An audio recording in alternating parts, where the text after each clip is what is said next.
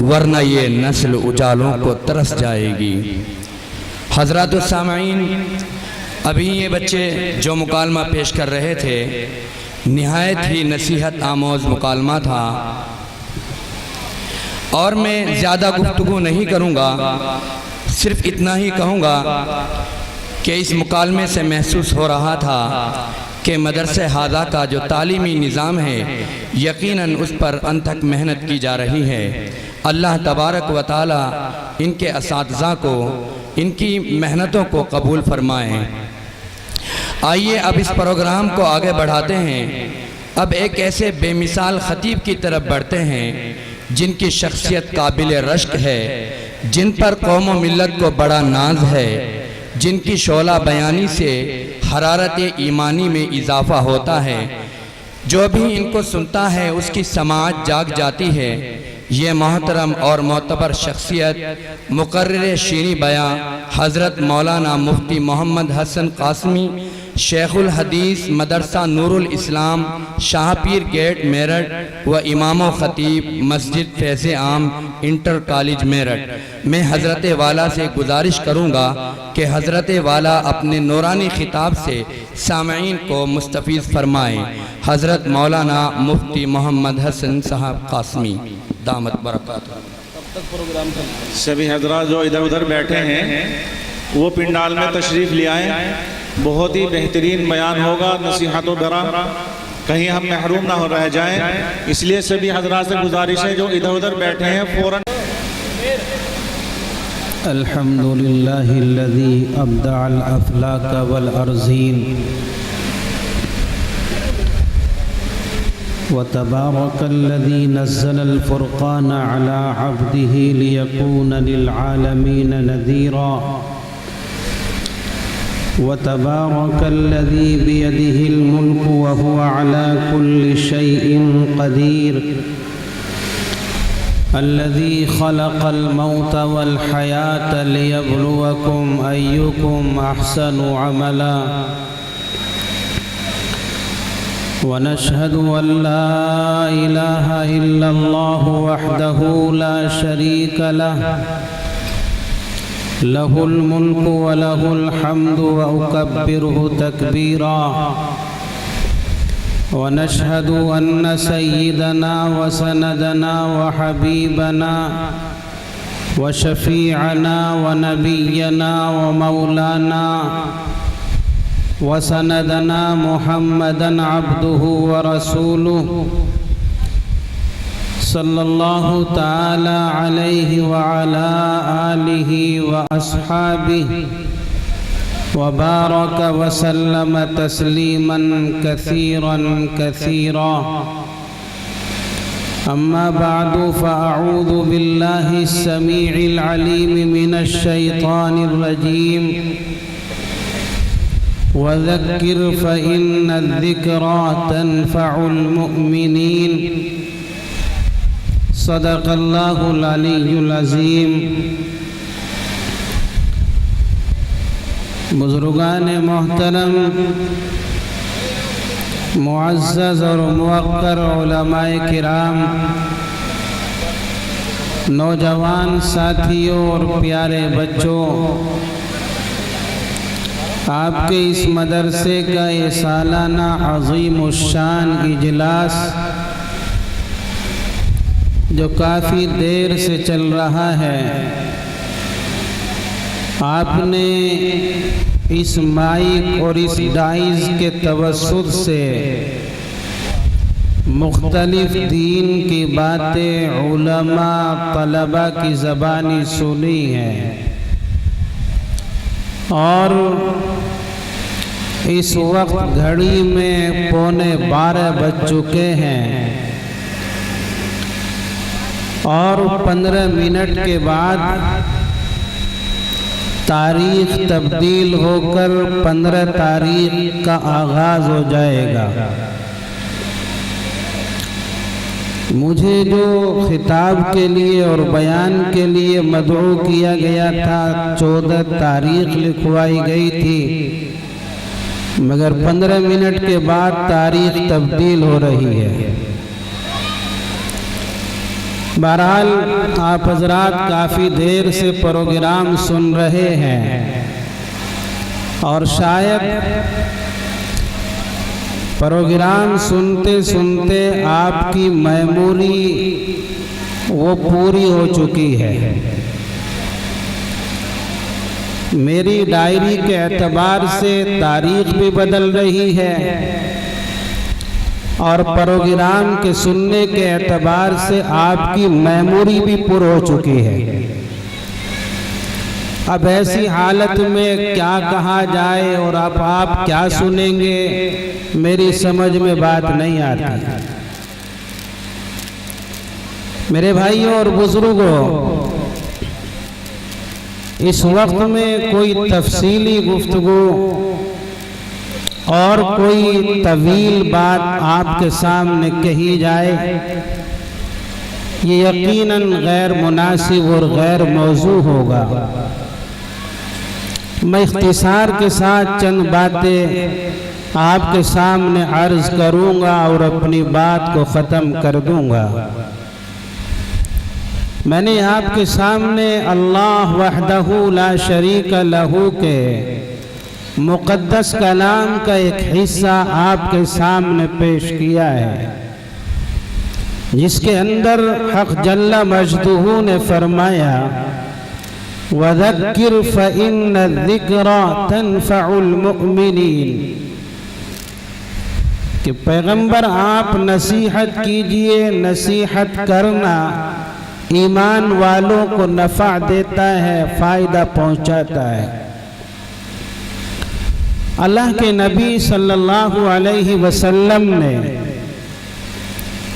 اپنے صحابہ کو، ایمان والوں کو مختلف انداز میں دین کی باتیں سنائی، نصیحتیں ان کے سامنے پیش کی، اور وہ نصیحتیں اللہ کے نبی علیہ السلام کی حضرات صحابہ کرام نے یاد کی، اور کتب احادیث میں اور کتب سیر کے اندر وہ باتیں، وہ نصیحتیں موجود ہیں۔ مجھے اس وقت میں ایک بہت نصیحت آمیز واقعہ یاد آ رہا ہے۔ واقعہ بہت مختصر سا ہے، میں چاہتا ہوں کہ اسی واقعے کی روشنی میں کچھ باتیں آپ کے سامنے کہہ دوں، عرض کر دوں۔ واقعہ یہ ہے کہ نبی اکرم صلی اللہ علیہ وسلم ایک مرتبہ اپنے بزرگ ترین صحابہ کی معیت میں حضرت علی رضی اللہ تعالی عنہ کے گھر مہمان بنے تھے۔ آقا علیہ السلام کے ساتھ میں سیدنا ابو بکر رضی اللہ تعالی عنہ، سیدنا عمر ابن خطاب رضی اللہ تعالی عنہ، سیدنا عثمان غنی رضی اللہ تعالی عنہ، یہ تینوں صحابہ آقا کے ساتھ میں ہیں، اور جن کے یہاں مہمان بنے وہ حضرت علی المرتضی رضی اللہ تعالی عنہ ہیں۔ نبی اکرم صلی اللہ علیہ وسلم جب حضرت علی کے یہاں مہمان ہوئے تو حضرت علی رضی اللہ عنہ نے اندر اطلاع دی کہ آقا اور آقا کے ساتھ میں فلاں صحابہ تشریف لائے ہیں، ہمارے یہاں مہمان بنے ہیں۔ نبی اکرم صلی اللہ علیہ وسلم کی آمد کی اطلاع پا کر آپ علیہ السلام کی لخت جگر علی المرتضی کی اہلیہ محترمہ فاطمہ الزہرا رضی اللہ تعالی عنہا نے علی المرتضی سے کہا کہ آپ اللہ کے نبی اور آقا علیہ السلام کی خدمت میں بطور ضیافت کے یہ پیالہ پیش فرمائیے۔ تاکہ آقا علیہ الصلاۃ والسلام اور آپ کے ساتھیوں کی ضیافت ہو سکے۔ آپ جانتے ہیں کہ جب گھر میں کوئی مہمان آتا ہے تو مہمان کی ضیافت اور مہمان نوازی گھر میں جو اچھی چیز موجود ہوتی ہے اس سے کی جاتی ہے، اور جیسا مہمان ویسا اس کا اکرام، ویسی اس کی ضیافت، یہ آپ سب حضرات جانتے ہیں۔ حضرت علی رضی اللہ تعالی عنہ کے گھر میں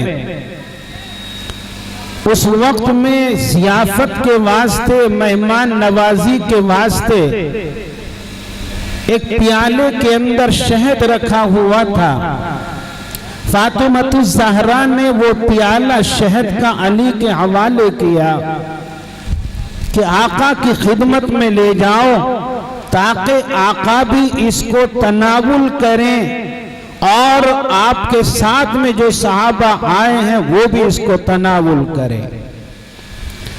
نبی اکرم صلی اللہ علیہ وسلم کی خدمت میں علی المرتضی رضی اللہ تعالی عنہ شہد سے بھرا ہوا خوبصورت پیالہ لے کر حاضر ہوتے ہیں، آقا کے سامنے اس کو رکھ دیتے ہیں۔ آقا علیہ السلام نے جب اس شہد کو دیکھا تو آقا کو ایک اس کے اندر گرا ہوا بال نظر آیا کہ اس کے اندر ایک بال پڑ گیا تھا، بال گر گیا تھا۔ میرے بھائیوں، کھانے پینے کی چیزوں کے اندر بال کا گر جانا یہ کوئی ایسی چیز نہیں ہے کہ اس پر بدتمیزی کی جائے، طوفان برپا کیا جائے۔ مردوں کے سروں پر، جسم کے دیگر حصوں پر بال ہوتے ہیں، عورتوں کے سروں پر بھی بال ہوتے ہیں۔ کھانے پینے کی چیزوں کے اندر بال گر ہی جاتے ہیں۔ یہ کوئی ایسی چیز نہیں کہ اگر کھانے میں بال نظر آ جائے، روٹی میں بال نظر آ جائے تو عورتوں کے ساتھ بدتمیزی، بدتہذیبی کا مظاہرہ کیا جائے، یہ کوئی ایسی چیز نہیں ہے۔ بعض لوگوں کا حال یہ ہے کہ اگر کوئی بال کھانے کے اندر نظر آیا تو بس اسی پر لم دھم گھر کے اندر شروع ہو جاتی ہے اور طوفان اور بدتمیزی کا سلسلہ شروع ہو جاتا ہے۔ یہ طریقہ غیر مناسب۔ یہ بات یقینی ہے کہ عورتوں کو سلیقے کے ساتھ کام کرنا چاہیے، پھوہڑ پنے سے گھروں کے کام کو انجام نہیں دینا چاہیے۔ کھانا بنائیں تو سلیقے کے ساتھ بنائیں، احتیاط رکھیں کہ کھانے میں، سالن میں، روٹی میں کوئی بال نہ گرنے پائے، کوئی اور چیز اس کے اندر نہ ملنے پائے۔ لیکن اگر بال گر جائے تو اسے نکال کر کے ایک طرف کر دیا جائے، کوئی مسئلہ نہیں۔ آقا علیہ السلام کی خدمت میں شہد سے بھرا ہوا خوبصورت پیالہ پیش کیا گیا۔ آقا نے اس کے اندر گرا ہوا بال دیکھا تو آقا علیہ السلام نے آپ کے پاس میں جو صحابہ تھے ان کو مخاطب کر کے فرمایا، میرے ساتھیوں، آپ کے سامنے ایک خوبصورت پیالہ ہے، پیالے میں بہترین اور عمدہ شہد ہے، اور عمدہ شہد کے اندر ایک بال گرا ہوا ہے۔ آپ ان تینوں چیزوں کو اپنے ذہن کے اندر رکھ کر اپنی آرا پیش کرو، اپنی رائے کا اظہار کرو۔ خوبصورت پیالہ، پیالے کے اندر عمدہ شہد، شہد کے اندر گرا ہوا بال، یہ آقا علیہ السلام نے اپنے ساتھیوں کو دکھایا اور اپنی رائے کے اظہار کا حکم دیا کہ اپنے دماغ پر زور ڈال کر اپنے مزاج اور ذوق کے اعتبار سے اپنی آرا کا اظہار کرو۔ آقا کا حکم ہوا۔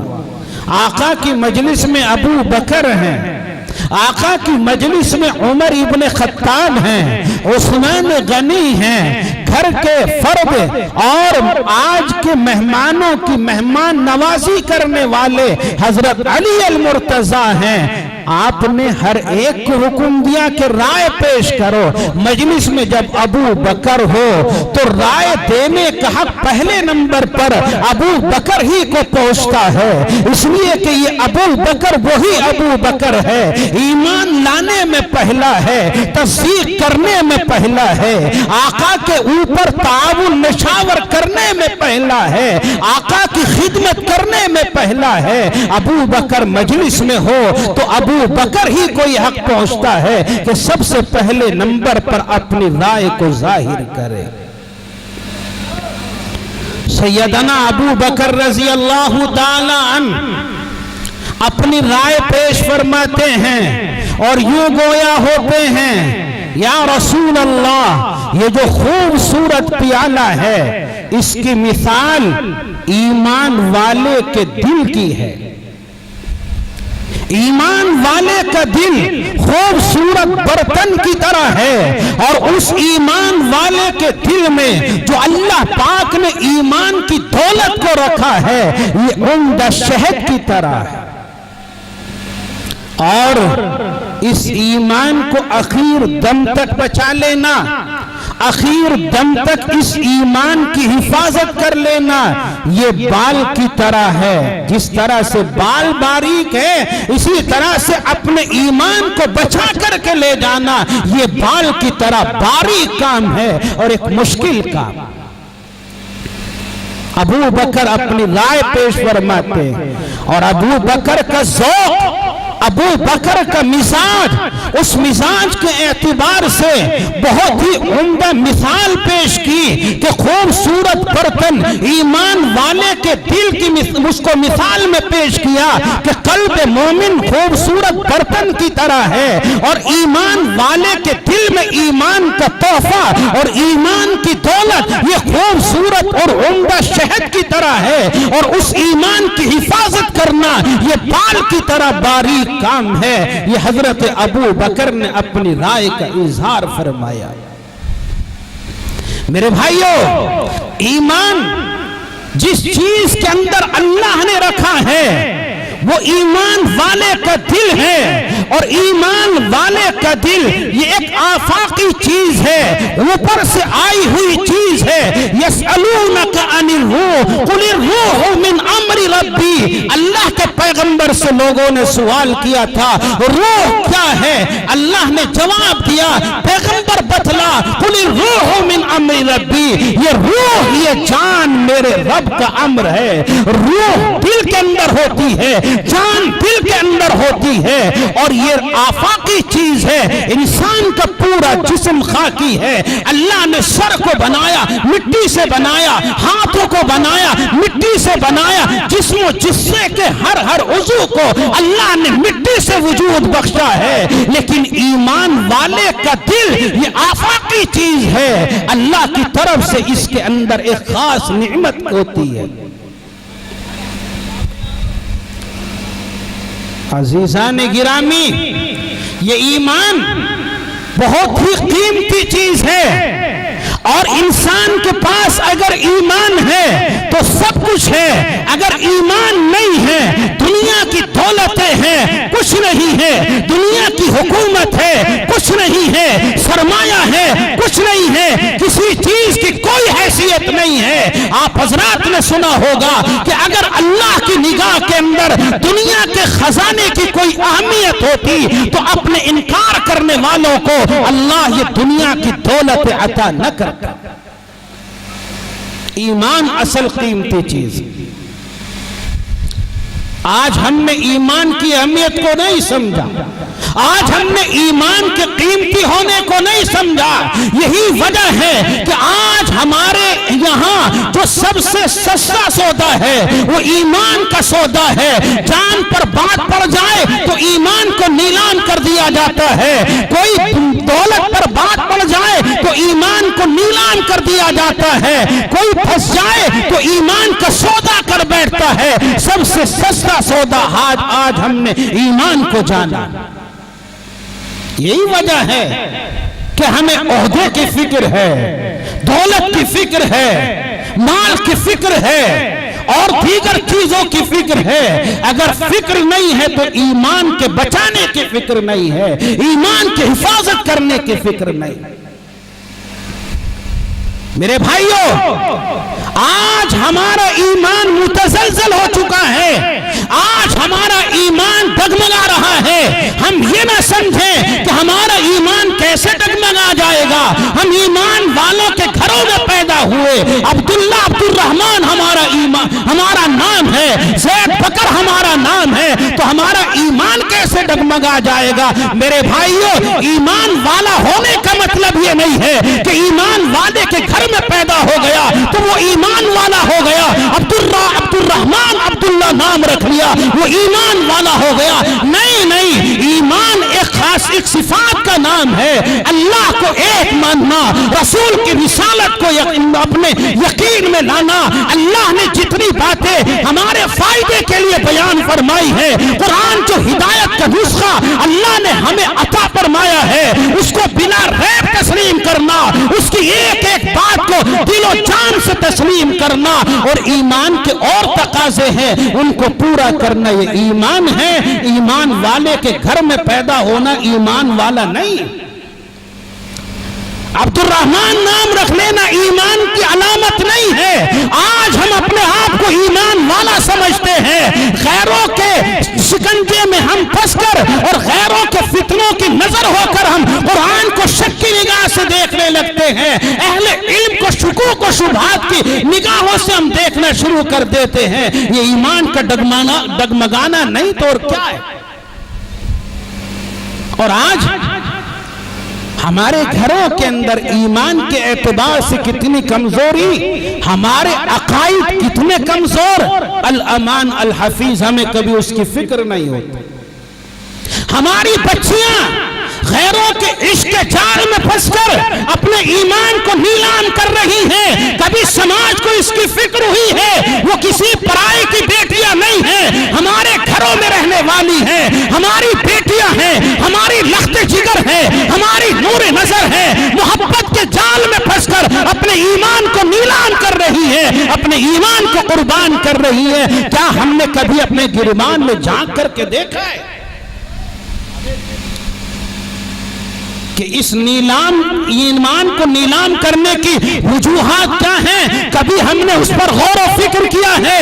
नहीं, कभी गौर व फिक्र हमने नहीं किया।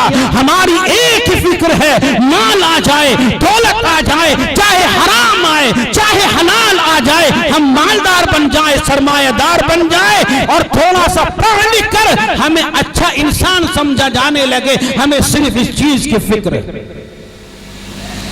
लेकिन ये मालूम नहीं कि इसी फिक्र ने हमें इंसान के जुमरे से निकालकर हैवान बना दिया है, इंसानों के जुमरे से निकालकर हमें जानवर बना दिया है। अगर हमारा ईमान सलामत नहीं है, हमारे अकायद दुरुस्त नहीं है, हमारा ईमान ठिकाने नहीं है, तो फिर हम इंसान कहलाने के काबिल नहीं है, हम जानवर के जुमरे में दाखिल हो जाते हैं।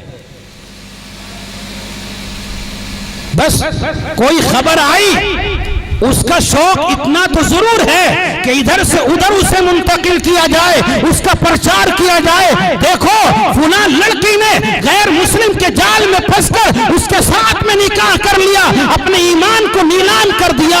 अरे अल्लाह के बंदे, ये तेरा काम नहीं है, ये प्रचार करने की चीज नहीं है। अपने गिरबान में झांक कर दे, ये काम हुआ क्यों है, इसके असबाब क्या है, इसके वजूहात क्या है। तुम गैरों को तकवीयत पहुंचाने के लिए उसको इधर से उधर खूब मुंतकिल करते हो, कभी उसके असबाब पर गौर नहीं करते।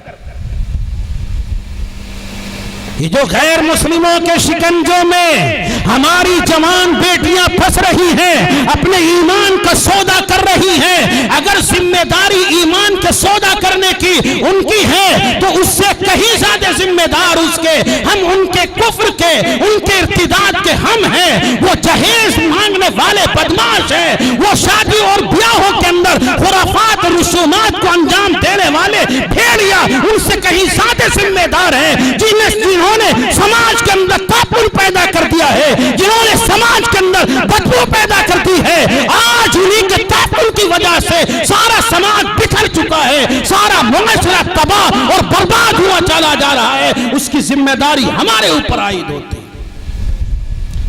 آقا علیہ السلام نے فرمایا تھا ان اعظم النکاح برکہ ایسرہ معونہ، کہ برکت کے اعتبار سے سب سے بہترین نکاح وہ ہے جو بوجھ کے اعتبار سے ہلکا ہو، مگر اگر ہمارے گھر میں کھانے کو نہیں ہے، پینے کو نہیں ہے، جہیز میں گاڑی دینے کو نہیں ہے، دو اور موٹی رقم تھالی میں دینے کو نہیں ہے، فرمائشیں پوری کرنے کو نہیں ہے، تو پھر انہیں یاد آتی ہے اجی مولوی صاحب ہم سنت کے مطابق شادی کر رہے ہیں، سنت کے مطابق شادی کر رہے، کیوں؟ اس لیے کہ گھر میں کھانے کو نہیں۔ ارے سنت کا خیال انہیں کرنا چاہیے جو سرمایہ دار ہے، جو صاحب وسائل ہے، جو صاحب ثروت ہے، انہیں چاہیے کہ رسول اکرم صلی اللہ علیہ وسلم کی سیرت کو سامنے رکھ کر، آپ کی تعلیمات کو سامنے رکھ کر اپنے تمام کاموں کو انجام دے، اپنی بیاہ شادیوں کو انجام دے۔ آج سرمایہ داروں کی شادیوں کی وجہ سے جانتے ہو کتنے غریب بچیوں کے اور ان کے والدین کے دل چھلنی ہوتے ہیں اور ان کے دماغ کتنے خراب ہو جاتے ہیں اور وہ اپنے آپ کو کتنا مجبور اور بے بس سمجھنے لگتے ہیں۔ بہت ساری برائیاں اور خرافات ان کے اندر جنم لینا شروع کر دیتی ہیں اور پروان چڑھنا شروع کر دیتی ہیں۔ میرے بھائیوں، اس معاشرے کو ہم نے تباہ کیا ہے، ہم نے برباد کیا ہے اور ایمان کا سودا ہم کر رہے ہیں۔ آج ہمیں ایمان کی اہمیت کا پتہ نہیں۔ کوئی بچی مرتد ہو کر کسی کافر کے ساتھ جا رہی ہے، اس کے اسباب پر ہم کبھی غور نہیں کرتے، بس ادھر سے ادھر اس کو شیئر کریں گے، اس کا پرچار کریں گے، اس کو ادھر سے ادھر بھیجیں گے، یہ صرف ہمارا کام ہے۔ ہم نے اپنی بربادی کے اسباب پر کبھی نگاہ نہیں ڈالی، ایمان کی اہمیت کو ہم نے کبھی نہیں سمجھا۔ میرے بھائیوں، اللہ پاک نے ایمان کو اتنی عظیم دولت بنایا ہے۔ قرآن کریم میں اللہ پاک نے فرمایا ان الذین کفروا وماتوا وهم کفار فلن يقبل من احدهم ملء الارض ذهبا ولا افتدى به۔ اللہ پاک قرآن کے اندر فرماتا ہے یقیناً وہ لوگ جنہوں نے کفر کیا اور کفر ہی کی حالت میں وہ مر گئے، اپنے آپ کو آخرت کے عذاب سے بچانے کے لیے اگر وہ یہ چاہیں کہ زمین و آسمان کے درمیان جو خلا ہے اس خلے کو ہم سونا چاندی سے پر کر دیں، زیورات سے پر کر کے اللہ سے یہ کہیں الہ العالمین میں تیری خدمت میں اتنا خزانہ پیش کر رہا ہوں، میں کفر کر کے دنیا سے آیا ہوں، ایمان سے خالی رہ کر دنیا سے آیا ہوں، تو یہ خزانہ مجھ سے لے لے اور میری جان بخشی کر دے۔ اللہ پاک فرماتا ہے فَلَن يُقْبَلَ مِنْ أَحَدِهِمْ مِلْءُ الْأَرْضِ ذَهَبًا وَلَا افتدى بِهِ۔ کتنی قیمتی چیز ایمان کی دولت کہ اللہ کے یہاں اگر زمین کو بھر دیا جائے سونے سے اور قیمتی جواہرات سے تو ایمان کا مقابلہ وہ زمین بھر سونا نہیں کر سکتا۔ آج ہم چند ٹکوں کے بدلے ایمان کو بیچ دیتے ہیں، اپنی شناخت کو ختم کر دیتے ہیں، اپنی پہچان بدل لیتے ہیں۔ تھوڑے سے حالات اگر ملک کے اندر بگڑ جائیں تو نوجوانوں کے انداز بدل جاتے ہیں، ہاتھوں میں دھاگا پہن لیا، ہاتھوں میں کڑا ڈال لیا، ہاتھوں میں پٹا ڈال لیا، ارے یہ کیا کیا؟ یہ تو غیروں کا طریقہ ہے، اچھی تھوڑا ہمارا کام ایسا ہی ہے، غیر مسلموں میں جانا پڑتا ہے، غیر مسلموں سے جڑا ہوا کاروبار ہے، اس لیے تھوڑا سا ہمیں اس حالت میں رہنا پڑتا ہے۔ تھوڑے سے کاروبار کی وجہ سے اپنی ایمانی شناخت ختم کر دی، ایمانی پہچان ختم کر دی۔ یاد رکھو میرے پیارو، اگر کسی نے اپنی ایمانی شناخت، ایمانی پہچان کسی طرح سے بھی ختم کی اور وہ اسی حالت میں مارا گیا تو یاد رکھو وہ کفر کی حالت میں مارا جائے گا، ایمان کی حالت میں اس کی موت نہیں ہوگی۔ آج عجیب تماشا، نوجوانوں کا فیشن بن گیا، کوئی ہاتھ میں کالا دھاگا باندھے ہوئے ہے، کوئی ہاتھ میں پٹا ڈالے ہوئے ہے، کوئی ہاتھ میں کڑا ڈالے ہوئے ہے، حالانکہ یہ غیروں کے شعار ہے اور 20-30 سال پہلے جائیے، ہمارے بزرگ یہاں بہت سے بیٹھے ہیں، وہ بتلائیں گے کہ غیر مسلموں کے اندر جو سب سے کمزور طبقہ، جو راستوں میں بیت الخلاؤں کو صاف کرنے والا طبقہ ہوا کرتا تھا، جسے بھنگی کہا جاتا ہے، اس کے بچے یہ کالا دھاگا، یہ پٹے، یہ کڑے ڈالا کرتے تھے۔ آج کا مسلم نوجوان اپنے ہاتھوں کے اندر اس طرح کی چیزیں پہنے ہوئے، اور اسے احساس نہیں، اس کی برائی کا اسے کوئی شعور نہیں، حالانکہ یہ گناہ کبیرہ ہے۔ غیروں کے شعار کو، غیروں کی پہچان کو اپنانا، یہ انتہائی بدترین گناہ۔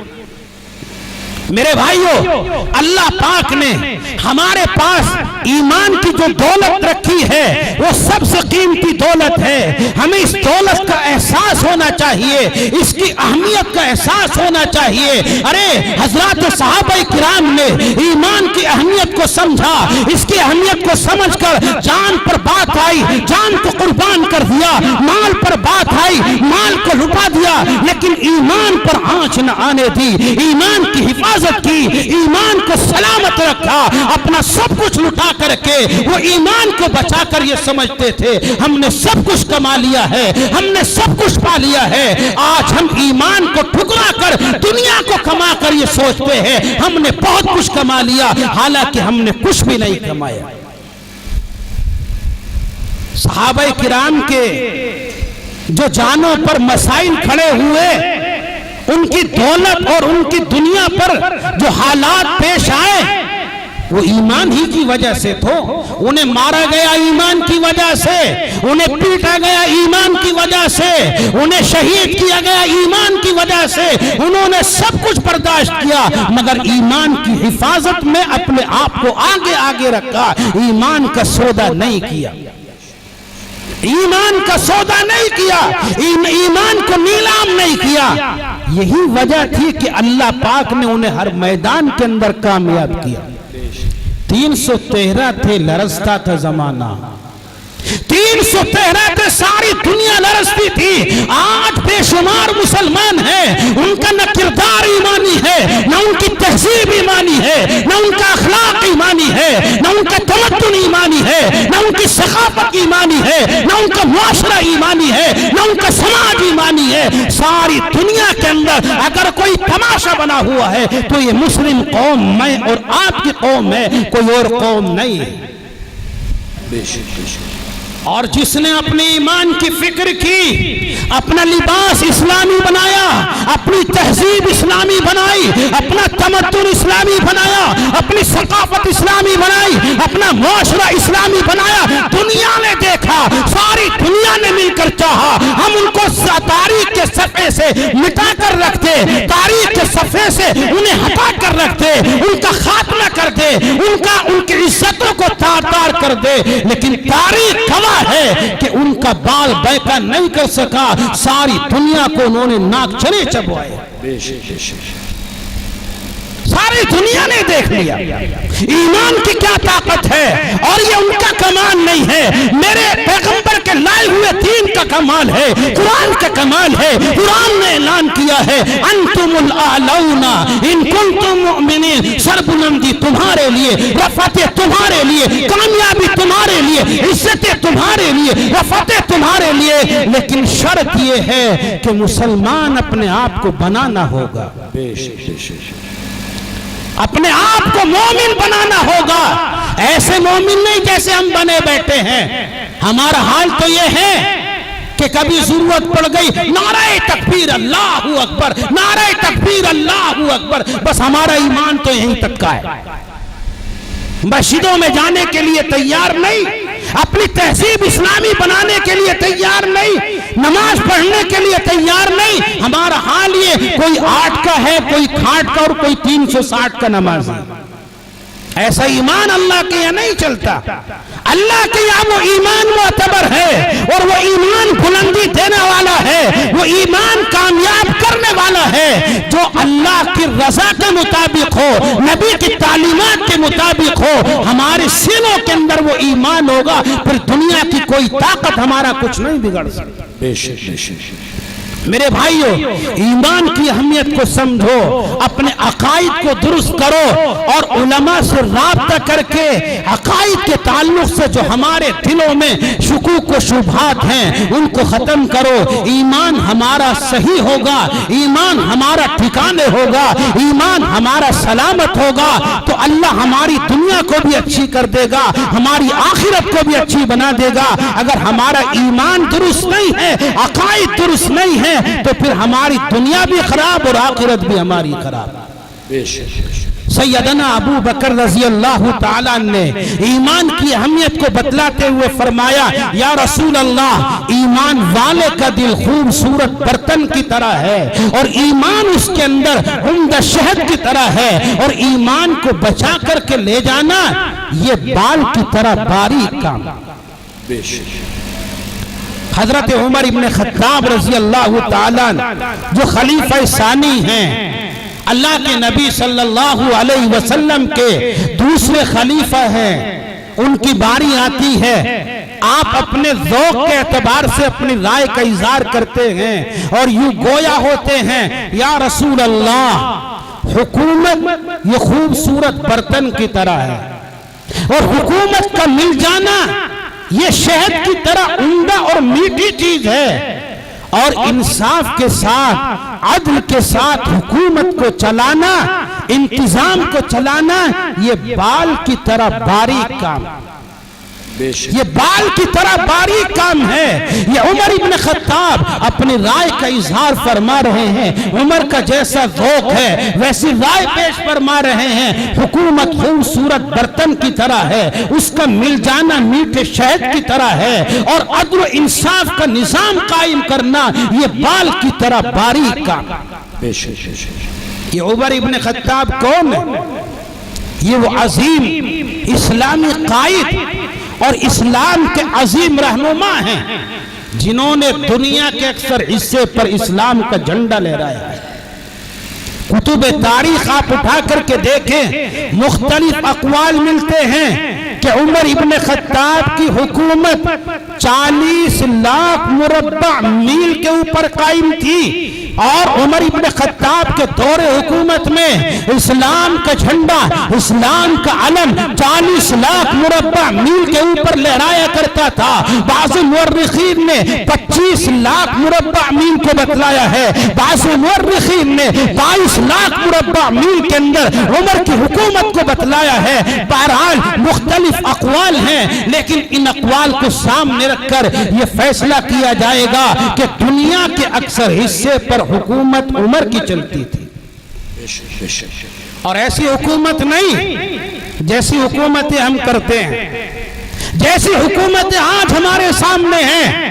کوئی اگر کسی گاؤں کا پردھان بن جائے وہ بڑا بے ایمان، علاقے کا ایم ایل اے بن جائے بڑا بے ایمان، کوئی ایم پی بن جائے بڑا بے ایمان، ملک کا حاکم بن جائے تو سب سے بڑا بے ایمان۔ آج تو حکومتوں کا حال یہ ہے، آج عہدوں کا حال یہ ہے۔ عمر ابن خطاب 40 لاکھ مربع میل کے اندر حکومت کرتا ہے، سلطنت کرتا ہے، لیکن حال یہ ہے، عمر کا خیال یہ ہے، عمر کا نظریہ یہ ہے کہ اگر میری حکومت کے علاقے میں، میرے دور سلطنت کے اندر انسان تو کیا، اگر کوئی کتا بھی بھوکا مر جاتا ہے، عمر کو خطرہ ہے اللہ اس کتے کے بھوکا مر جانے کی وجہ سے قیامت میں عمر سے سوال کرے، اے عمر میں نے تجھے حکمرانی دی تھی، میں نے تجھے سلطان بنایا تھا، میں نے تجھے حکومت دی تھی، تیرے دور حکومت میں اور تیری حکومت کے علاقے میں کتا کیسے بھوکا مرا، کیوں بھوکا مرا؟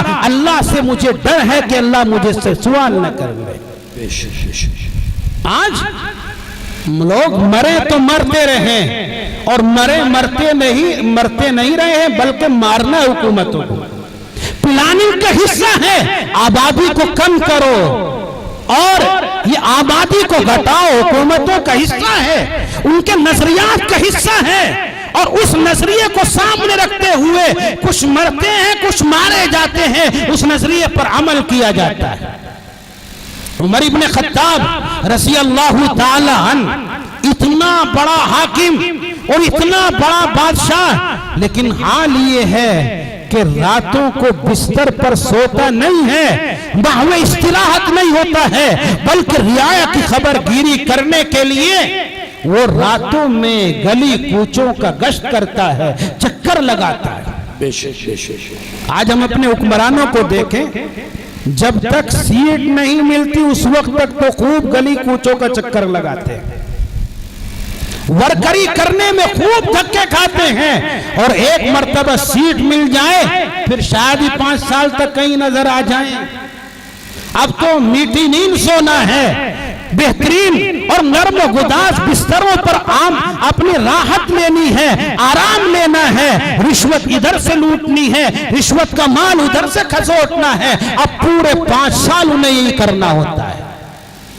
عمر ابن خطاب اتنا بڑا اور دنیا کے اکثر حصے کا بادشاہ راتوں کو گشت کر کے اپنی رعایا کی خبر گیری کرتا ہے کہ کہیں میرے علاقے کے اندر کوئی بھوکا تو نہیں ہے، کوئی پریشان تو نہیں ہے، کوئی مفلوق الحال تو نہیں ہے۔ کتب تاریخ کے اندر عمر ابن خطاب کا ایک واقعہ موجود ہے۔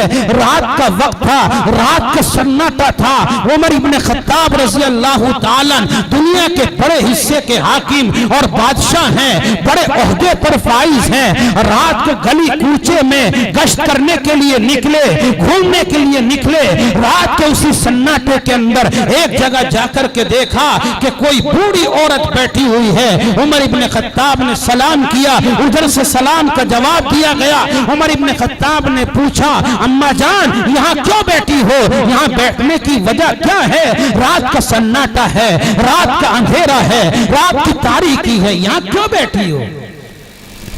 وہ بوڑھی عورت جواب دیتی ہے، اے شخص میں بھوکی ہوں اور بھوک نے مجھے یہاں بیٹھنے پر مجبور کر دیا ہے، مجھے فاقہ ہے، فاقے کی وجہ سے یہاں بیٹھی ہوں۔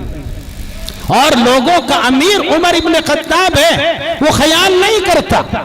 عمر ابن خطاب رضی اللہ تعالیٰ نے یہ نہیں بتلایا میں کون ہوں، اپنے تعارف نہیں کرایا، فرمانے لگے اماں جان عمر ابن خطاب کو کیا پتا کہ آپ اس کونے میں بھوکی بیٹھی ہیں، آپ انہیں خبر کرتی، وہ آتے اور آپ کی فریاد رسی کرتے، آپ کا انتظام کرتے۔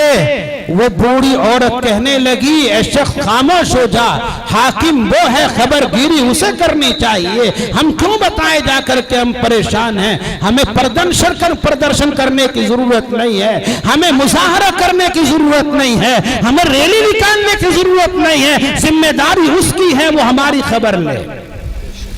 اور پھر کہنے لگی کہ بیٹا کل میدان محشر ہوگا، قیامت کا دن ہوگا، میں عمر کا دامن تھام کر اللہ کے سامنے عرض کروں گی، الہا تو نے ایسے شخص کو حاکم بنایا تھا کہ اس کے دور حکومت میں فاقوں کے ساتھ جی رہی تھی، میں بھوک کے ساتھ زندگی بسر کر رہی تھی۔ عمر ابن خطاب نے جب میدان محشر کا تذکرہ سنا، قیامت کا تذکرہ سنا، لرز گئے، کانپ گئے، گھبرا گئے اور کہنے لگے، اماں جان عمر کی اور میری اچھی پڑتی ہے، عمر سے میرے اچھے تعلقات ہیں، ابھی بھی یہ نہیں بتلایا میں کون ہوں، اپنا تعارف نہیں کرایا، آپ اپنی بھوک کی وجہ سے عمر کا گریبان پکڑو، عمر کا دامن قیامت میں تھامو، یہ تو بڑی پریشانی کی بات ہو جائے گی، اپنی پریشانی میرے سامنے رکھو، میں آپ کی پریشانی کو دور کر دیتا ہوں اور اس کے عوض آپ عمر کو معافی کا پروانہ دے دینا۔ وہ بوڑھی عورت کہتی ہے بہت اچھی بات ہے، میری بھوک کے ختم کرنے کا انتظام کر دیا جائے۔ اور عمر ابن خطاب نے کہا تھا کچھ پیسے بتاؤ جس پیسے کے بدلے میں عمر کو معاف کر سکو۔ اس بوڑھی عورت نے کہا، سیدھی سادھی عورت تھی، پرانے دور کی بات ہے، کہنے لگی 10 دراہم دے دو، 10 دراہم لے کر کے میں عمر کو معافی کا پروانہ دے دوں۔ عمر ابن خطاب رضی اللہ تعالیٰ نے جلدی سے اپنے جیب سے 10 دراہم نکال کر بوڑھی کے حوالے کیے اور کھانے پینے کا بندوبست کیا اور اپنی چادر کا ایک ٹکڑا، ایک کترن پھاڑ کر اس بوڑھی عورت کے حوالے کی اور کہنے لگے، اماں جان اس کپڑے پر اور اس کترن کے اوپر عمر کے لیے معافی نامہ لکھ دو اور اس پر لکھ دو کہ میں نے عمر کو معاف کر دیا ہے۔ وہ بوڑھی عورت ہاتھ میں قطرن لیے بیٹھی ہے، اس پر لکھنا چاہتی ہے۔ ادھر سے اسی رات ہی کے سناٹے میں حضرت عبداللہ ابن مسعود ساتھ میں ایک اور صحابی کا گزر ہوتا ہے، قریب میں پہنچتے ہیں، دیکھتے امیر المؤمنین عمر ابن خطاب یہاں پر موجود ہیں۔ بلند آواز سے حضرت عبداللہ ابن مسعود نے سلام کیا، السلام علیکہ یا امیر المؤمنین۔ وہ بوڑھی عورت بوڑھی ضرور تھی مگر سنتی بھی تھی، دیکھتی بھی تھی اور سمجھتی بھی تھی۔ اس بوڑھی عورت نے جب یہ سنا کہ آنے والے نے سلام میں یا امیر المؤمنین کہا ہے تو گھبرا گئی، کانپنے لگی۔ ارے جس کو میں ابھی تک برا بھلا کہہ رہی ہوں وہ عمر تو میرے سامنے بیٹھا ہوا ہے، یہ وہی تو عمر ہے جو ہمارا امیر ہے، جو مسلمانوں کا امیر المؤمنین ہے، جو ہمارا حاکم اور بادشاہ ہے، وہی تو، اور اسی کو میں برا بھلا کہہ رہی ہوں۔ وہ کانپنے لگی۔ عمر ابن خطاب بولے اماں کانپنے کی ضرورت نہیں، گھبرانے کی ضرورت نہیں، آپ اپنا کام کیجئے۔ عبداللہ ابن مسعود سے کہا اچھا ہوا آپ تشریف لے آئے، یہ اماں جان میرے لیے معافی کا پروانہ لکھیں گی، آپ اس پر بطور گواہ کے دستخط کر دینا، عبداللہ تم بھی دستخط کرنا اور جو تمہارے ساتھ میں ان سے بھی دستخط کرانا، اور یہ جو معافی کا پروانہ ہوگا جب میں مر جاؤں تو میری قبر کے اندر میرے کفن کے ساتھ میں اس کو رکھ دینا تاکہ میں اللہ کے سامنے اس پروانے کو پیش کر کے اپنی جان بچا سکوں۔ یہ عمر ابن خطاب دنیا کے بڑے حصے کا حاکم تھا۔ ایسے حکمرانی ہوتی ہے، حکمرانی ایسے ہوتی ہے، ہر دن لاکھوں کا جوڑا بدلنے والا حکمرانی نہیں کر سکتا، پوری دنیا کا چکر کاٹنے والا حکمرانی نہیں کر سکتا۔ ارے قوم کے حال کو دے، قوم کس حالت میں ہے، تیری رعایا کس حال میں ہے، جب تک اس کی خبر گیری نہیں کرے گا اچھا حکمراں بن ہی نہیں سکتا۔ اندرا گاندھی نے اپنے زمانے میں ایک بات کہی تھی، اس نے کہا تھا کہ اے لوگوں اگر دنیا کے اندر کسی کو حکمرانی کا سلیقہ سیکھنا ہے، کسی کو یہ سمجھنا ہے کہ حاکم کیسا ہونا چاہیے، عمر کی زندگی کو سامنے رکھے، عمر کی تعلیمات کو سامنے رکھ کر وہ صحیح حاکم بن سکتا ہے، صحیح حکمراں بن سکتا ہے۔ اگر حکمراں عمر ابن خطاب کی تعلیمات سامنے نہیں ہوں گی تو وہ صحیح حکمراں نہیں بن سکتے۔ ہمارے حاکم ایسے ہوا کرتے تھے۔ اور میرے بھائیوں اگر لباس سنانے پر آ جاؤں لباس کیسا ہوتا تھا تو رونگٹے کھڑے ہو جاتے ہیں۔ کتب تاریخ کے اندر موجود ہے عمر ابن خطاب امیر المؤمنین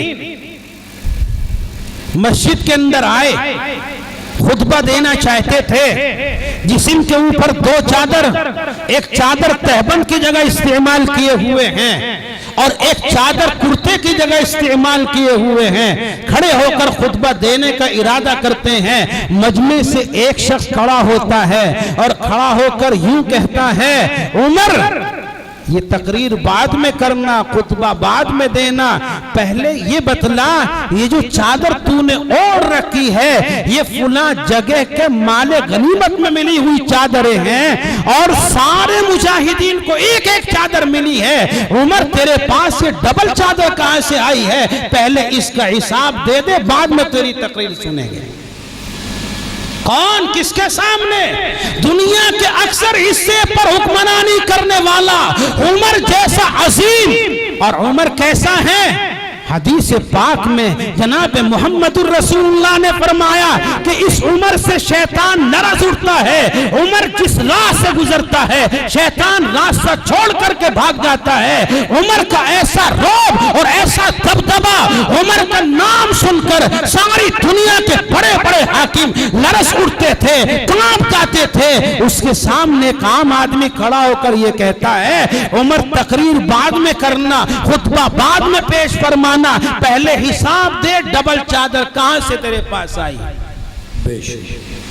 آج اگر کسی حاکم سے کوئی سوال کر لے جناب جیتنے سے پہلے تو آپ کے پاس ایک ہی کار تھی، ڈبل کار کہاں سے آئی، جب آپ جیتے نہیں تھے تو آپ کا مکان ایسا تھا، جیتنے کے بعد ایسی عالی شان بلڈنگ کیسے بن گئی؟ پھر سمجھ لو اب اس کی خیر نہیں، اس کی خیر نہیں ہے۔ جھوٹے سچے مقدمات میں اسے بسانا ہی بسانا ہے، اسے جیل کی سلاخوں کے پیچھے دھکیلنا ہی دھکیلنا ہے۔ یہ انتقامی جذبہ ہمارے اندر ہوتا ہے۔ عمر ابن خطاب دیش میں نہیں آئے، جلال میں نہیں آئے، غصے میں نہیں ہوئے، خطبہ دینے کے لیے کھڑے ہوئے ہیں، اسی حالت میں کھڑے رہتے ہیں اور یوں فرماتے ہیں، سائل نے سوال کیا ہے، سوال کا حق ہے، لیکن اس کا جواب میں نہیں دوں گا۔ اسی محفل کے اندر میرا بیٹا بیٹھا ہوا ہے، اس کا جواب میرا بیٹا پیش کرے۔ عمر ابن خطاب رضی اللہ تعالیٰ عنہ کے صاحبزادے آپ کے لخت جگر عبداللہ کھڑے ہوتے ہیں اور یوں عرض کرتے ہیں کہ سائل نے 2 چادروں کے بارے میں سوال کیا ہے، میں اس کا جواب دیتا ہوں۔ جمعے کا وقت ہو چکا تھا، خطبے کا وقت ہو چکا تھا، ابا جان کے پاس صرف ایک ہی چادر تھی، اس کے علاوہ کوئی دوسرا کپڑا نہیں تھا جس سے جسم کو چھپا کر خطبہ دینے کے لیے آ جاتے۔ میں نے ابا جان سے کہا، ابا جان آپ ایک چادر اپنی استعمال فرما لیجئے، ایک چادر میری سیبتن کر لیجئے، خطبے کا وقت ہو چکا ہے، قوم آپ کا انتظار کر رہی ہے، آپ میری چادر کو استعمال فرما کر آپ قوم کے سامنے خطبہ دے دیجئے۔ یہ ڈبل چادر میرے ابا جان کی نہیں ہے، ایک چادر میرے والد محترم کی ہے اور ایک چادر مجھے غنیمت میں ملی ہوئی ہے، میرے ابا جان کے پاس کوئی ڈبل چادر نہیں ہے۔ یہ دنیا کے عظیم حکمراں کا حال ہے۔ تو میرے بھائیوں، ایسے لوگ ہوتے ہیں جو انصاف کے ساتھ عدل اور انصاف کا نظام قائم کرتے ہیں اور دنیا کے اندر حکمرانی کرتے ہیں۔ ساری دنیا نے دیکھا کہ عمر ابن خطاب کے زمانے میں کوئی قتل و غارت گری، کوئی ظلم و جور، کوئی چوری ڈکیتی، کوئی زناکاری اور بدکاری، کوئی چیز نہیں۔ انصاف کا بول بالا تھا، عدل کا بول بالا تھا، انصاف کا نظام ساری دنیا کے اندر اور ان کے دور سلطنت میں اور ان کے ماتحت علاقے کے اندر انصاف کے ساتھ نظام جاری اور ساری تھی۔ عمر ابن خطاب رضی اللہ تعالیٰ نے اپنی رائے کا اظہار فرمایا، حکومت خوبصورت برتن کی طرح ہے اور اس کے اندر جو شہد ہے اس کی مثال حکومت کے مل جانے کی ہے، اور حکومت کے مل جانے کے بعد جس طرح سے بال باریک ہے، انصاف کا نظام قائم کرنا، عدل کے ساتھ نظام کو قائم کرنا، یہ بھی بال کی طرح باریک کام۔ حضرت ابو بکر اپنی رائے پیش کر چکے ہیں، عمر ابن خطاب اپنی رائے پیش فرما چکے ہیں، باری آتی ہے عثمان غنی رضی اللہ تعالی عنہ کی، وہ بھی اپنی رائے پیش فرماتے ہیں۔ تیسرے خلیفہ ہیں، اللہ کے نبی کے دوہرے داماد ہیں، یکے بعد دیگرے دو نبی اکرم صلی اللہ علیہ وسلم کی لخت جگر اور 2 بیٹیاں عثمان کے نکاح میں آئی ہیں، اسی لیے آپ کا لقب ذی النورین پڑا ہے۔ 2 نور والے عثمان، 2 بیٹیاں آپ کے نکاح میں آئی، یہ تیسرے خلیفہ ہیں، محفل کے اندر موجود ہیں، اپنی رائے اپنے ذوق کے اعتبار سے پیش فرماتے ہیں اور یوں گویا ہوتے ہیں، یا رسول اللہ، علم دین یہ خوبصورت برتن کی طرح ہے، علم دین کا حاصل کر لینا یہ بہترین اور عمدہ شہد کی طرح ہے، اور علم حاصل کرنے کے بعد اس پر عمل کرنا یہ بال کی طرح باریک کام۔ بے شک اپنی رائے کا اظہار فرما رہے ہیں اور علم کی اہمیت کو واضح فرما رہے ہیں کہ علم دین یہ خوبصورت برتن کی طرح ہے، حصول علم دین بہترین شہد کی طرح ہے۔ علم آ جائے، علم حاصل ہو جائے، عالم انسان بن جائے تو علم کے مطابق اپنی زندگی کو گزارنا، اپنی صبح و شام کو گزارنا، اپنی زندگی کے لمحات کو بتانا یہ بال کی طرح باریک کام ہے۔ میرے بھائیو، علم دین کا بڑا اہم مقام ہے، اسلام کے اندر علم دین بڑی اہمیت کی حامل چیز۔ نبی اکرم صلی اللہ علیہ وسلم نے ایک حدیث کے اندر ارشاد فرمایا، کن عالما او متعلما او سامعا او محبا ولا تكن من الخامس فتكن خاسرا او كما قال سیدنا صلی اللہ علیہ وسلم. میرے مصطفیٰ صلی اللہ علیہ وسلم فرماتے ہیں کہ تو عالم بن جا یا سکھانے والا بن جا یا ان کی باتوں کو سننے والا بن جا, اگر تیرے پاس اتنا وقت نہیں ہے کہ تو علم حاصل کرا سکے, کسی کو تعلیم دے سکے یا علم حاصل کر سکے یا کسی عالم اور متعلم کی بات کو سن سکے, تو ان سے محبت کرنے والا بن جا. وَلَا تَكُن مِّنَ الْخَامِسَةِ, پانچویں کسی طبقے میں شامل مت ہونا. اگر تو ایسا کر دے گا اور تو کسی پانچویں طبقے میں داخل ہو جائے گا تو اللہ کے نبی نے فرمایا کہ تو نقصان اٹھانے والوں میں سے ہو جائے گا, خسارہ اٹھانے والوں میں سے ہو جائے گا. میرے بھائیوں, آج ہمارے سماج کے اندر علم دین کی کوئی اہمیت نہیں ہے. بڑے بڑے مدارس کھول رکھے ہیں, بڑی بڑی مدرسوں کی عمارتیں بنی ہوئی ہیں, لیکن مدرسوں کے اندر بچے نہیں آتے. ہمارے گھروں کے بچے بہترین کالجوں میں جائیں گے, بہترین اسکولوں میں جائیں گے اور بہترین ان کے فیس ادا کی جائے گی, ڈریس کا بہترین انتظام کیا جائے گا, کورس کا بہترین انتظام کیا جائے گا, اور کبھی کسی کو احساس بھی نہیں ہوتا کہ ہمارا اتنا بڑا سرمایہ ان کے اوپر خرچ ہو رہا ہے. کوئی کسی کے اوپر آواز بھی نہیں اٹھاتا. سال بھر میں مدرسے میں اگر 10-20 روپے دے دیے اور مدرسے والوں پر خرچ کر دیے تو اس کی بات ہمیشہ دماغ کے اندر رہتی ہے, لو جی مدرسوں میں تو اتنا چندہ ہوتا ہے, مدرسے والے کچھ نہیں کر رہے. میرے بھائیو, یہ علم دین کی اہمیت نہ ہونے کی پہچان اور علامت. مدرسوں میں ہم دیتے کیا ہیں؟ اپنی زندگی کا محاسبہ کریں.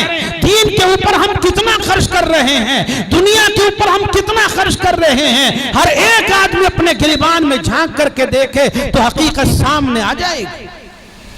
ہم نے مدرسوں میں بچے کتنے دیے, اپنی رقم کتنی دی, ہر ایک اس کا حساب لگا سکتا ہے.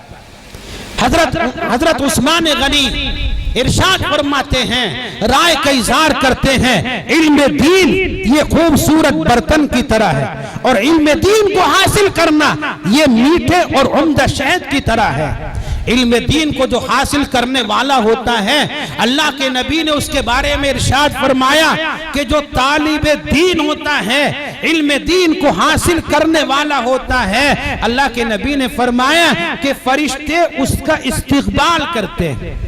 اور بعض روایتوں کے اندر تو آتا ہے کہ فرشتے اپنے پروں کو بچھا کر ان کا استقبال کرتے ہیں. اور حدیث پاک کے اندر یہ بھی بیان کیا گیا کہ جو طالب علم دین ہوتا ہے, علم دین کو سیکھنے والا ہوتا ہے, علم دین کی چاہت رکھنے والا ہوتا ہے, تو سمندر کے اندر مچھلیاں اور بلوں کے اندر چیونٹیاں اس کے لیے مغفرت کی دعائیں کرتے ہیں. کتنا بڑا مقام.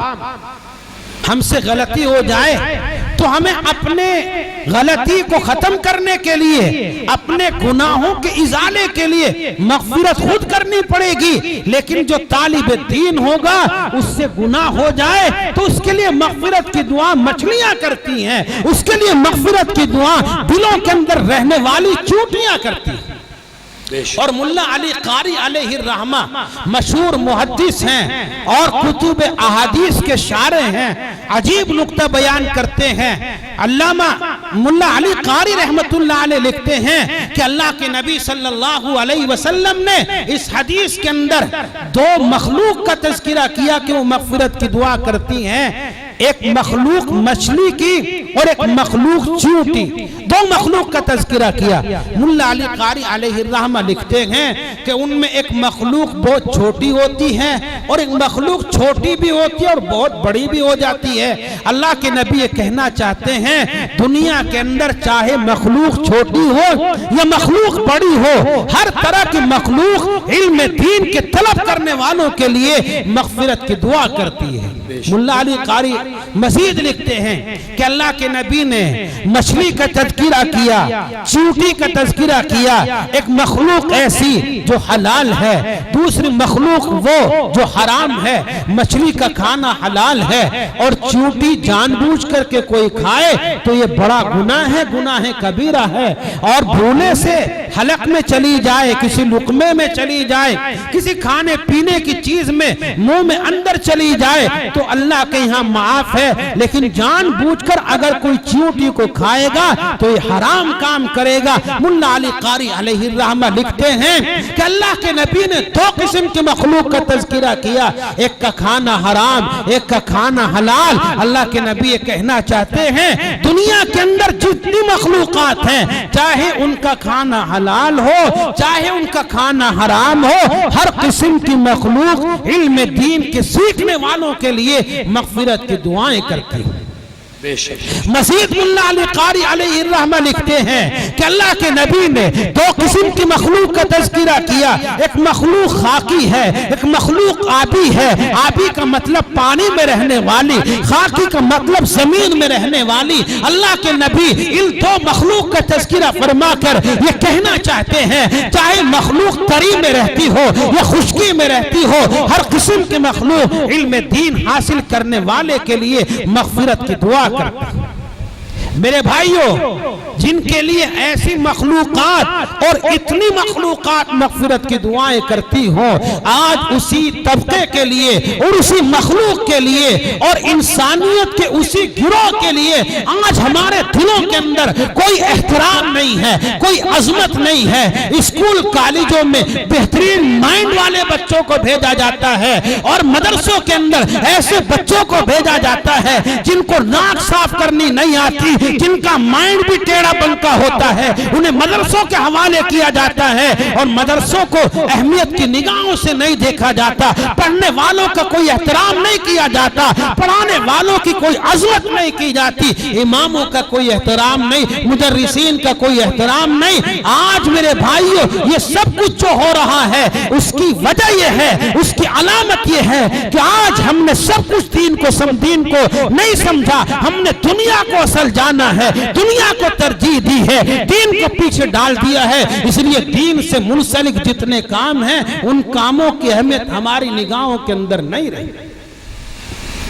عزیزان گرامی، طالبان علوم نبوت کے اگر فضائل بیان کیے جائیں تو فضائل اتنے ہیں کہ ان کو بیان کرتے کرتے صبح ہو جائے گی، فضائل مکمل نہیں ہوں گے۔ میرے بھائیوں، فضائل چاہے جتنے بیان کر دیے جائیں، اگر عظمت دل کے اندر پیدا نہیں ہوگی اور اہمیت دین کی نہیں سمجھو گے، میرے بھائیوں رسوا ہو رہے ہو۔ اور تاریخ گواہ ہے کہ رسوائی اس دنیا کے کمانے سے ختم نہیں، دنیا کے کمانے سے رسوائی ختم نہیں ہوتی، عزت مالداری کے ملنے سے نہیں ملتی، بلکہ اللہ کے دین سے جڑنے میں عزت ملتی ہے، رفعت دین سے وابستگی کے اندر ملتی ہے۔ اگر ہم دین کو مقدم رکھیں گے، دنیا کو مؤخر رکھیں گے تو اللہ ہماری دنیا کو بھی اچھا کرے گا، آخرت کو بھی اچھا کرے گا۔ علماء کا احترام کریں گے، علم دین کی اہمیت دلوں میں پیدا کریں گے تو اللہ دین پر عمل کرنے کی بھی توفیق عطا کرے گا۔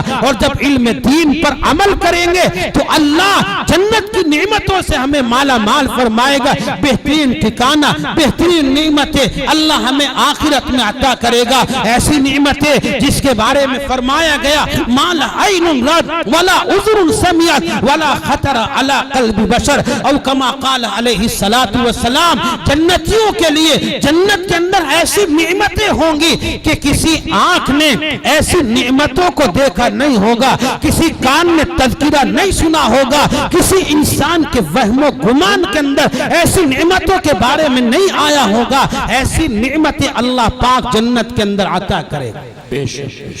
عثمان غنی رضی اللہ تعالیٰ اپنی رائے کا اظہار کرتے ہیں اور علماء کی اور علم دین کی اہمیت کو واضح فرماتے ہیں۔ میرے بھائیوں، ایک دور ایسا تھا کہ حکمرانوں کی نگاہوں میں دین کی اہمیت تھی اور ان کے دلوں میں علماء اور طلباء کی بڑی عظمت ہوا کرتی تھی۔ ہارون رشید دنیا کا بڑا بادشاہ گزرا ہے، اس کے حالات میں لکھا ہے کہ ہارون رشید अपने वज़रा के साथ किसी जगह पर बैठा हुआ था। महफिल लगी हुई थी, बहुत सारे वज़रा वहां पर बैठे हुए थे। मौसम अचानक तब्दील हुआ और आसमान की तरफ बादल मंडलाने लगे। एक वजीर वहां पर बैठा हुआ था, कहने लगा कितना अच्छा हो कि ये बादल और ये जो यहाँ गुजर रहा है, बादल यहाँ से गुजर रहा है, ये ऐसी जमीन पर बरसे जो हमारे हारून रशीद के मातहत इलाका हो, वहां बरसे, वहां फसल उगे तो खिराज और टैक्स वहां का हमारे सुल्तान, हमारे खलीफा को मिलेगा, हारून रशीद को मिलेगा। ये जुमला हारून रशीद ने सुना और हारून रशीद कहने लगा, ए वजीर तू कैसी बातें कर रहा है? इस बादल को देखकर ललचाई हुई निगाह से देख रहा है, तमा करते हुए कहता है हमारे इलाके में ये बादल बरसे, बारिश हो, ताकि बारिश के नतीजे में अच्छी पैदावार हो, पैदावार से खिराज और उश्र हासिल हो। ए वजीर कान खोल करके सुन ले, मेरी हुकूमत इतनी वसी है, जहां भी जाकर के बरसेगा मेरी ही जमीन होगी, मेरी हुकूमत का इलाका होगा, वहां का उश्र, वहां का खिराज मुझे को मिलेगा। मगर वहां का उश्र कितना मुझे मिले, खिराज कितना मुझे मिले, मुझे इसकी कोई तमा नहीं, कोई लालच नहीं, कोई आरज़ू नहीं। हाँ, मेरी आरज़ू है, मेरी ये तमन्ना है, मेरी ये ख्वाहिश है कि मेरे सामने चंद बच्चे बैठे हुए हो, मैं उन्हें कुरान सिखा रहा हूँ, मैं उन्हें दीन की बातें सिखा रहा हूँ। मेरी ये आरज़ू है, मुझे टैक्स मिले, मेरी आरज़ू नहीं है, मुझे उश्र मिले, मेरी तमन्ना नहीं है, मेरे खजाने के अंदर इजाफा हो, मेरी कोई ख्वाहिश नहीं है। हाँ, मेरी ख्वाहिश है मैं मुअल्लिम बन जाऊं, मैं सिखाने वाला बन जाऊं, मैं दीन की बातों के बताने वाला बन जाऊं, मेरी ये ख्वाहिश। ये एक बड़े बादशाह के दिल में ख्वाहिश।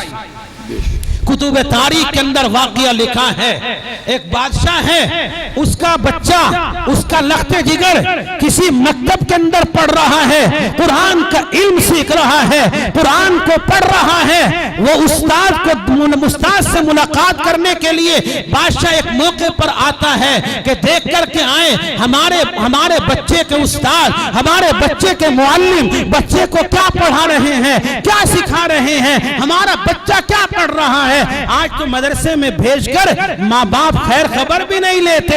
हाँ, खैर खबर कब लेंगे? अगर मदरसे की तरफ से कोई तकाजा रख दिया जाए, बच्चा छोटा है, 2-4 कायदे फाड़ दिए, बच्चा फाड़ दे और जाये कर दे। हाँ, अब घर वाले आते हैं, बाप और माँ आती है, अजी मौलवी साहब बच्चा पढ़ता पढ़ाता तो कुछ है नहीं, हर दिन कायदे ही फाड़ता रहता है, हर दिन 5-10 रुपए हमसे कायदे के नाम से मांगता रहता है। उसको मदरसे में पढ़ने वाले बच्चे के 5 रुपए जो कायदे के नाम से हैं वो खलते हैं, 10 रुपए कायदे के नाम से वो दिल के अंदर बेचैनी पैदा करते हैं।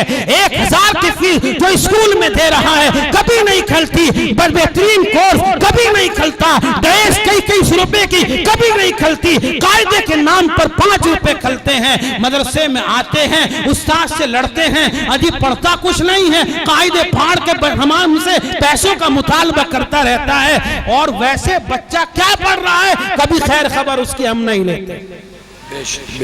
बादशाह है, बच्चा कुरान सीख रहा है, ख्वाहिश हुई कि मैं अपने बच्चे के उस्ताद से जाकर के मिलूं।